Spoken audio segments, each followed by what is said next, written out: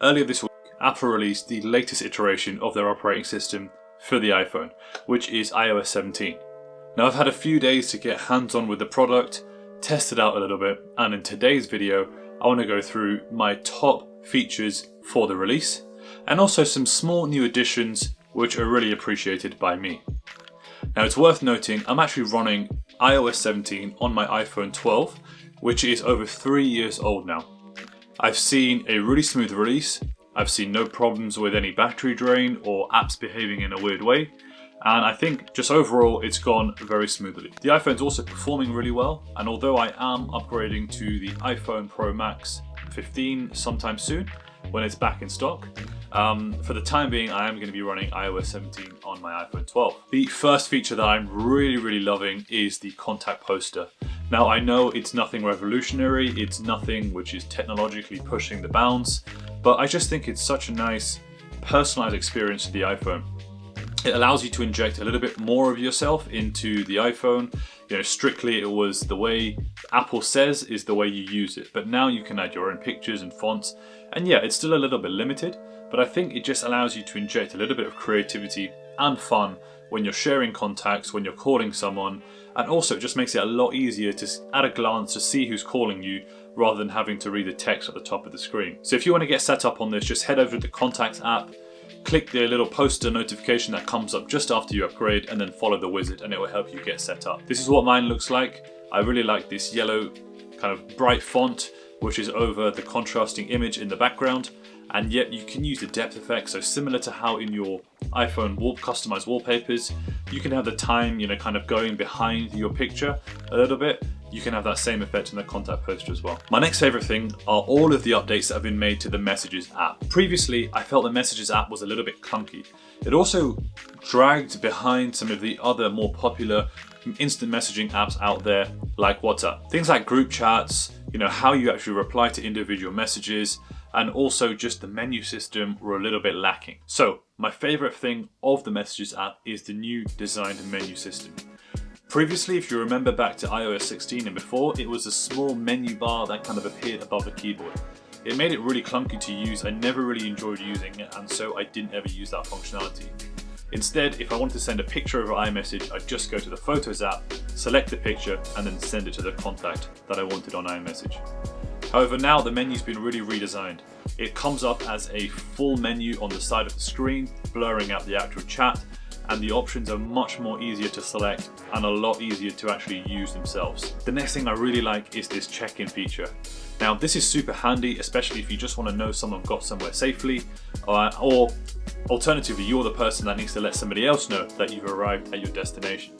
So what the check-in feature does is it uses your location, and as soon as you've reached that location, it will send a text message or an alert back to the original person saying that you've reached your destination. An additional nice feature is if you've been delayed, or you've made a detour, or something's happened which means you haven't made any progress to your destination for 15 minutes or more, it will give you a chance to check in yourself and just say, everything's good, I've just made a stop.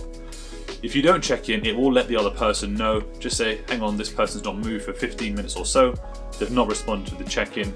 Maybe something could be wrong. Hopefully you'll never have to use this feature of the check-in app, but I think it's a really great way to add a bit of safety and comfort into the iPhone and Apple messaging devices. Next up in Messages is the audio transcription. Now I don't really tend to send that many audio voice notes over Apple Messages, but I do use it in things like Slack, especially if I'm trying to explain something long or I am just tired of typing. So this feature is really cool. You can imagine if you're in a loud environment and you can't hear a voice note, you can just quickly skim through and get the gist of it. Or alternatively, if you're in a really quiet environment and you don't want to hear your audio note, you can just read through the text. I think it's a great feature and a great addition to the Messages app. I also think that this feature is great for being more inclusive and increases the accessibility of the iPhone. Whether you're having difficulty typing or you have difficulty hearing audio notes, this is a great feature that has been added in. And finally, for the Messages app, I really love the way that you can share your location inside the actual app itself. Other apps like WhatsApp have this, so especially if you're meeting up with a group of friends and you say, let's meet in this location, or you just say, here's my live location, you can track me. then this can all now be done within the Apple Messages app. The next feature I am really loving is Name Drop. Now you've probably seen the Apple adverts everywhere where you can bring two iPhones close together and you can share your contact information or just share one person's contact information without having to do any manual typing and texting. Now this does use the contact poster, so it shares your details via the contact poster, and this is just a great example of Apple removing friction between really common everyday tasks like sharing information. I can definitely see myself using this a lot more, especially at work or especially at networking events where you're swapping numbers and you're swapping contact details, and this just makes things a lot easier. Now Name Drop actually is a sub-feature of AirDrop, and AirDrop is one of my favorite Apple features ever. It just makes sharing files so much easier. It's really quick to use and it's super intuitive. So AirPlay's also got a few new updates, but probably the best one will be being able to continue sharing over the internet even if your phones aren't next to each other. This makes it great for sharing larger files, and it means you don't have to sit next to each other until the file transfer is complete. Okay, so the next feature I'm really loving is the standby mode. And I think this has been a massive hit, probably because of the design element within the Apple community. It basically turns your iPhone into a small bedside kind of display unit, or it can be on your desk as a display unit. It activates when you put the phone in a horizontal mode and it's on charge.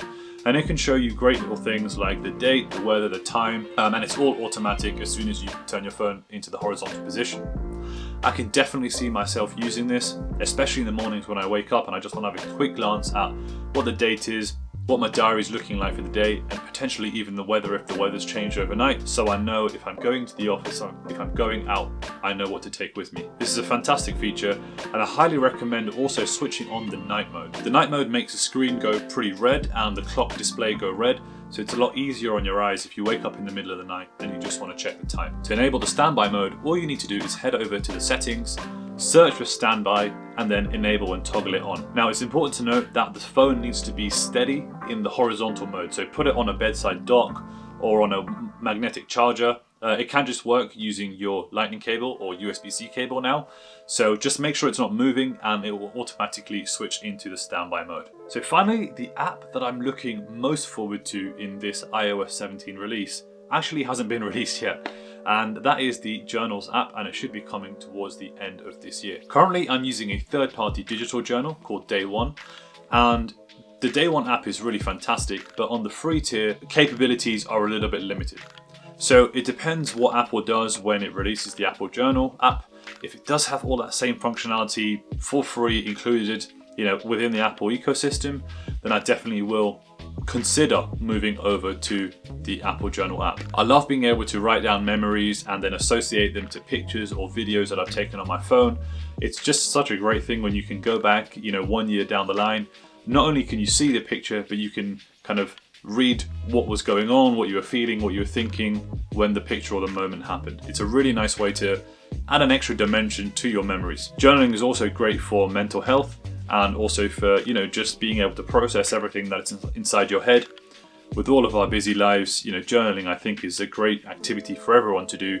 And with digital apps, it just makes it a lot easier because you've always got your phone with you and you can always spare 5 minutes to write something down. The only thing I'm a little bit hesitant about and that I've seen in the Journals app that I'm not too sure about is the suggestions. In the Photos app, when you get the memories coming up, that's kind of nice, but I don't really want to be guided by my phone as to what it thinks I should be writing about.